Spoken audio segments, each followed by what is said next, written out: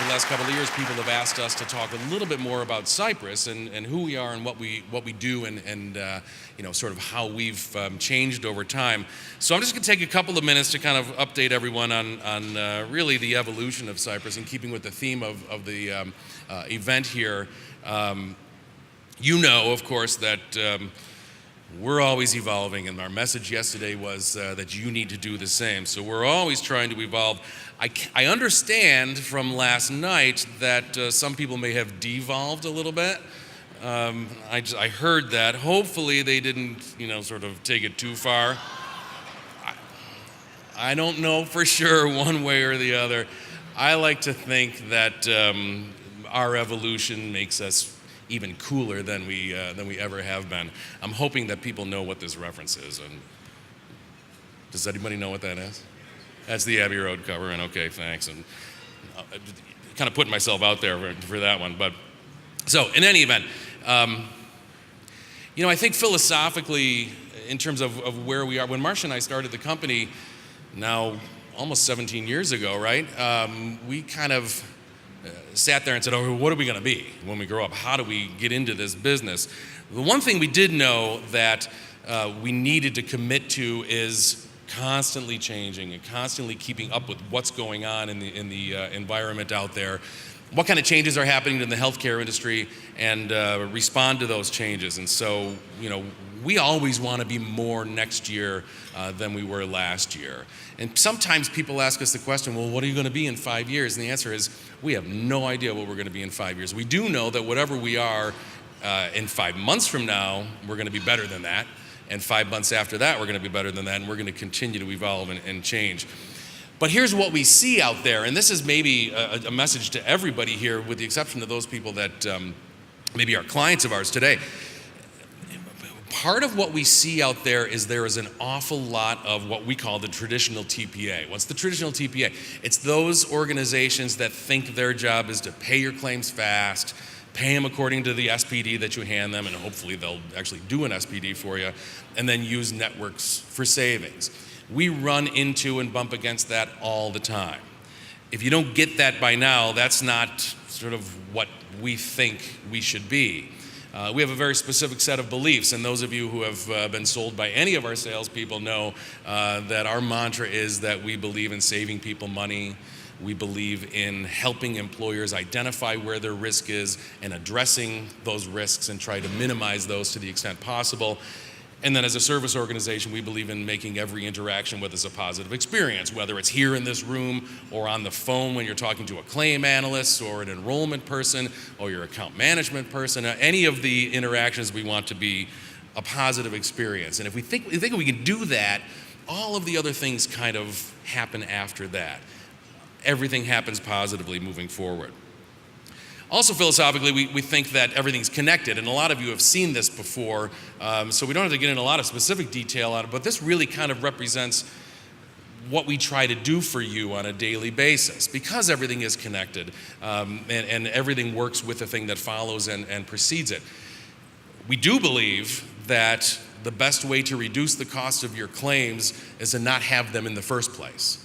So that's why we talk about things like wellness, why we talk about being able to help employees get better and be better and remain better and improve their health experience. But we also know that people are going to incur claims, right? They're going to go to the doctor, they're going to go to the hospital, and to the extent that we can help them make decisions by giving them information and the tools to be able to go to the right spot, find the right providers, and make the right decisions for their health as well as the company's bottom line, that's going to be helpful. A lot of what we're talking about today is going to be that. Here's the tools that you can give to your employees to help them make some good decisions.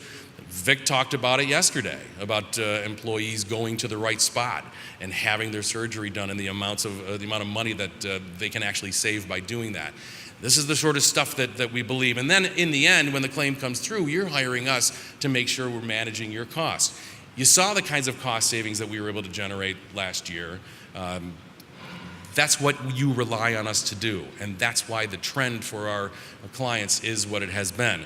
And then in the back end, of course, is about data, right? You need to be able to get that information You need to be able to kind of sit down with us and collectively make some decisions about what should be happening with the plan.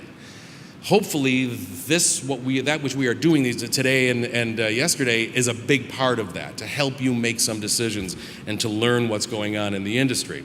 So, how do we do those kinds of things? I can tell you that, and Marcia and I talk about this a lot, we spend a lot of our time talking to people and figuring out what's going on out there. I said yesterday that there are so many options out there that it's difficult for you to make some decisions, and you need to rely on us to do that. We need to be aware of what's happening in the marketplace and give you that kind of information. So we're always trying to talk to people who are coming up with new ideas, who have had success in other areas, who can show us the kinds of things that they can do for you in terms of increasing the cost and quality of care. And then we bring that to you. But in addition to that, and I think importantly, it's the job of our account management team, of our account executives that are here, the people that you deal with on a daily basis, is to know you and know what your specific needs are, because it doesn't matter what we have, it matters what you need. And so we need to know specifically what you want, what your needs are, and bring those to you, so it all kind of works together in that way. And then you also need somebody to integrate all of that, somebody to kind of manage that program, because it's daunting sometimes. There's a lot of people in this room who deal with the bigness of the world and all of that. Those people who have those bundled approaches, right, who come to you and say, here's all the stuff that we got, here, this is what you get. We don't believe that that's right. We believe that you should be able to very specifically pick and choose what is going to work for you, but we also know that you need somebody to help manage that, and that's what we do. So our job really is to help you decide what works and then be there for you. So, you remember these numbers from yesterday. I do want to talk a little bit about Argus Claim Review, because we get a lot of questions about that. Argus Claim Review is an entity that we own. It's our own company. We started it, and it's fully integrated with the Cypress claim system, and the people are actually in the office in Appleton doing the work.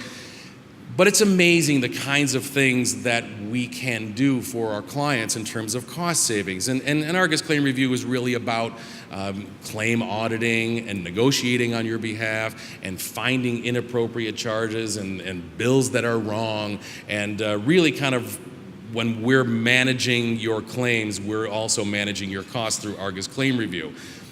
Substantial savings. Well above that which you're getting on the network side on an individual claim basis.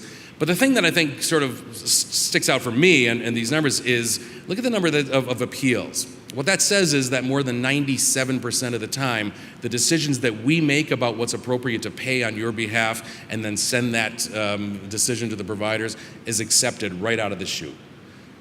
Right? 97% of the time, we're right, or the providers believe that we're right. And on that 2.8% that appeal, those appeals are upheld 82% of the time, which is to say, we are found to be right 82% of the time, even when a provider disagrees with us. Those are important numbers and really an important part of what we do. And it doesn't matter how big you are. It doesn't matter what your dollars are that are going out your door. This is our 2015 top 10 client savings through Argus Claim Review. We had an employer of 200 employees that we saved $627,000 in 1 year on, just by doing what we do. Take a look at those numbers, because that's where it starts getting real. When we can show those kinds of savings. We're always looking for new initiatives through Argus Claim Review. You see some of an interesting thing is happening in our business on the lab side. There's a lot of independent labs that are sort of coming up and literally charging tens of thousands of dollars for things that we end up paying $50 or $100 for. And why do they do that? Because they can, and because they throw that stuff out there just in case you guys are stupid enough to pay them. And it's our job to make sure that those providers don't get away with those kinds of things. Genetic testing, you can see that, we see a lot of, just in the recent 6 months, we see a lot of bills coming through on drug testing. And no doctor orders. Nobody ever actually said that the patient needed that sort of thing to happen. but they just sort of slap it on a bill. So you can see those kinds of things, and it's a really complicated business. Well, some of you may know that the government went to a new coding system for diagnoses, new ICD-10 codes. There's 45,000 new codes, including some of this stuff that you see. There's literally an ICD code for somebody who gets burned while riding a surfboard. Providers need to know that. There's this ICD code for somebody who gets injured while at the opera. I don't even know if anybody goes to the opera, but if you get injured, there's an ICD code for that. And my favorite maybe now is there's an ICD code for someone who was struck by an orca, but only for the first time, the initial encounter. So that's the kind of stuff that's happening. So it's confusing and it's difficult, and coding is getting wacky out there. So it becomes our job to make sure that we know those kinds of things and can protect you and your plan. So in terms of the evolution of Cypress, our history, when we formed our company in May of 2000, we said to ourselves, okay, we're going to make sure that we pay claims fast. We're going to use a network, and that's sort of the traditional PPO model, but we're also going to embrace the consumer-driven health plan model that was really just kind of coming to the fore at that time. High deductible health plans, HRAs at the time, ultimately HSAs. I can tell you, and I always tell people this, we were the very first TPA in the entire country to pay on an HSA plan. And I can say that because our first client became effective on the day they became legal. There may be other people who have done it, but I always like to say we were the first out of the chute on that. But that was the year 2000. We sort of continued to evolve in the early 2000s. We wanted to do all of those kinds of things, but we were accessing passive PPO discounts, or those discounts that you get when people don't go in network.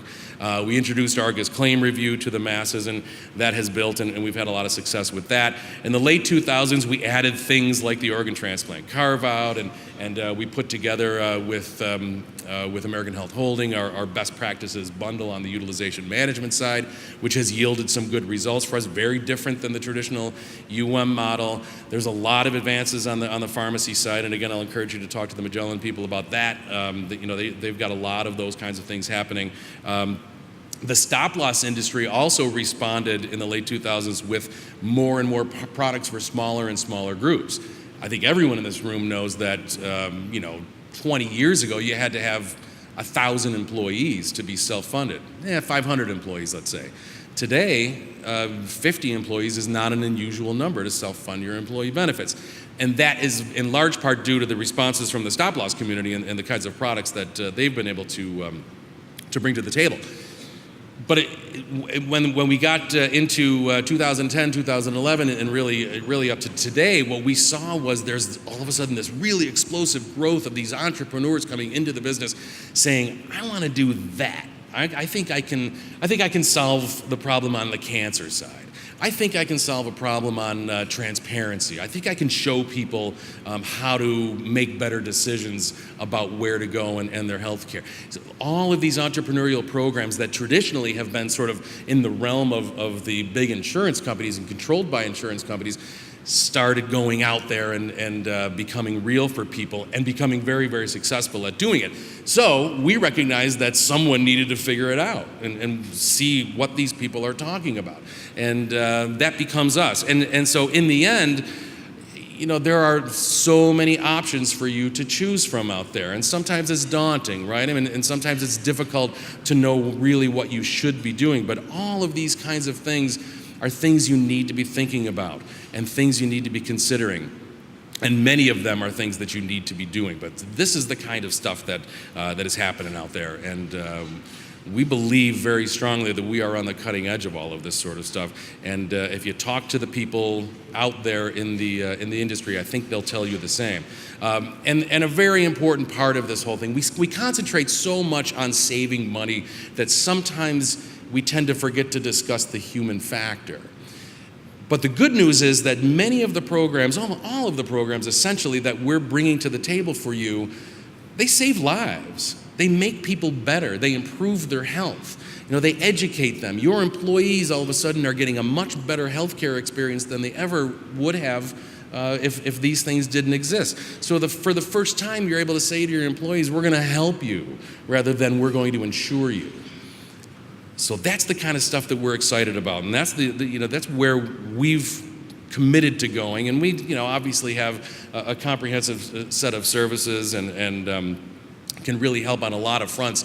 But we're excited about the future. We're really interested to see where this industry goes, and we're certainly in it for the long run to continue to evolve, and we hope that you're with us. So that's really what I wanted to talk about a little bit.